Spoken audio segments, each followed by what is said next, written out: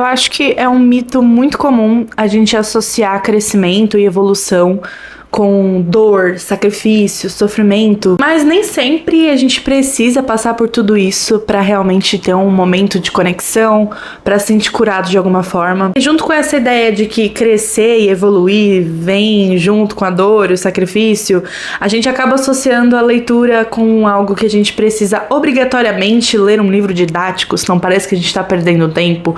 Obrigatoriamente a gente precisa ler um filósofo renomado, um clássico cultural brasileiro. E muitas vezes o que a gente realmente está precisando é justamente o contrário. A gente está precisando de alguma coisa leve, de alguma coisa que parece que dê um abraço quentinho na gente, de algo que venha pra acolher a gente, pra parecer refúgio.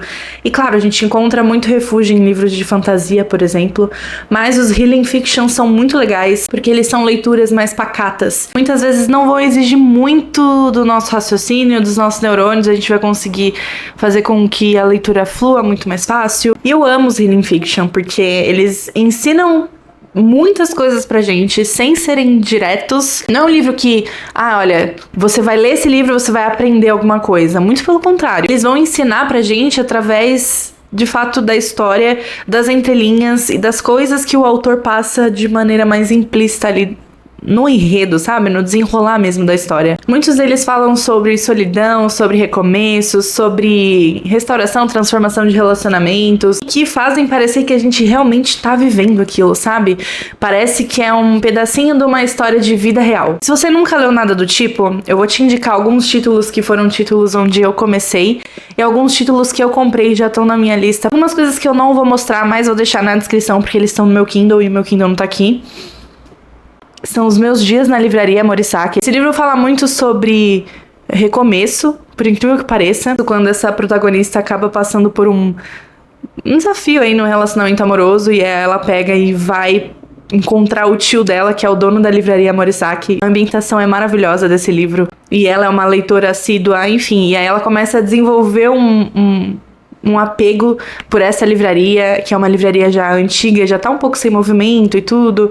Então, cara, é uma história muito legal. E eu sei que ela já tem continuação, mas eu ainda não peguei, que eu super recomendo pra quem nunca leu Healing Fiction, ou até pra quem quer começar a ler.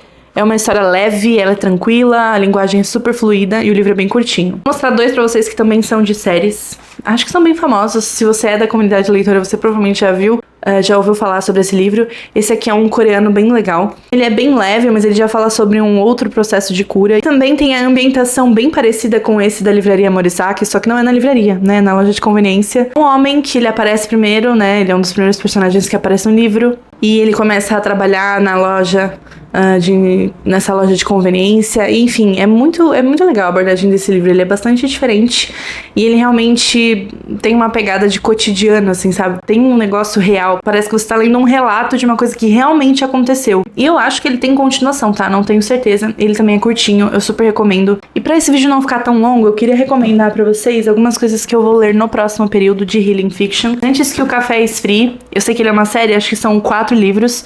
Então aqui eu acho que ele fala um pouco sobre viagem no tempo, enfim, mas ainda nessa pegada de Healing Fiction. O outro que eu quero muito ler, que foi, acho que foi a minha última compra, é A Doceria Mágica da Rua do Anoitecer. Ele também é de um autor japonês. O que me chamou muita atenção foi que eu acho que ele tem uma pegadinha de fantasia aqui, só que eu acho que ele vai abordar muito mais realmente, sabe quando você tá perdido na vida e tal, e aí se você tá perdido e tá passando por isso na vida, você é a única pessoa que consegue ver a doceria, então não são todas as pessoas que conseguem ver. Ela encontra você quando você tá precisando, sabe? Então é um livro que eu tô muito curiosa pra ler, vi ótimas recomendações sobre e também tô recomendando aqui. Outro livro que está na minha lista, que é Chocolate Quente às Quintas-Feiras, que também é do autor japonês. Esse aqui eu vi de uma recomendação, mas também não lembro exatamente qual foi a recomendação. E o último dessa lista que eu trouxe pra vocês é Relatos de um Gato Viajante. Esse aqui também foi uma indicação de uma influencer que eu sigo. E eu sou gateira, né, gente? Então, esse livro me chamou muito a atenção porque ele alterna as narrativas com um gato. E ele também tem muito esse quê de cura interna, descobrir processos sobre a vida, observações que muitas vezes a gente na correria da vida não para pra pensar sobre.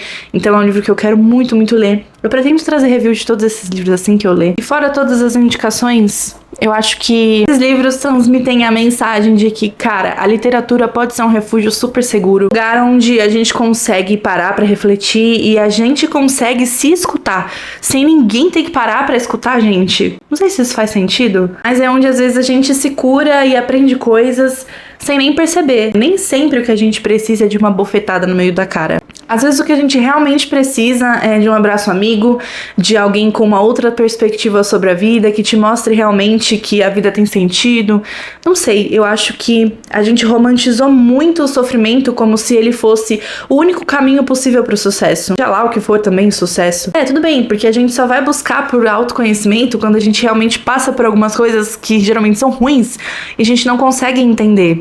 Mas crescer também pode ser suave se a gente começar a levar as coisas de forma mais carinhosa, principalmente tratando a gente mesmo com mais carinho. Às vezes a gente é tão cruel consigo mesmo. Também às vezes um pensamento que vai transformar toda a sua realidade pode simplesmente vir de um livro que fala sobre um gato viajante. Acho que as redes sociais, esse consumo exacerbado de informações que a gente tá acostumado hoje em dia, tem lotado a nossa cabeça com metas e produtividade, disciplinas e hábitos. Parece que pra ser melhor a gente sempre tem que fazer mais, a gente sempre tem que estar fazendo alguma coisa útil, porque senão a gente tá desperdiçando o nosso tempo. Muitas vezes a gente não precisa ficar se autoflagelando, se autodepreciando. A gente não precisa fazer isso pra chegar nesse nível de melhoria, de automelhoria, de autoconhecimento. Então nunca subestime os livros leves, e não só livros, tudo que não te parecer produtivo. E nem sempre a gente precisa sofrer para de fato evoluir. Às vezes tudo que a gente precisa é só permitir o suficiente para que algo toque a gente de verdade e possa mudar a nossa perspectiva sobre o que a gente está vivendo.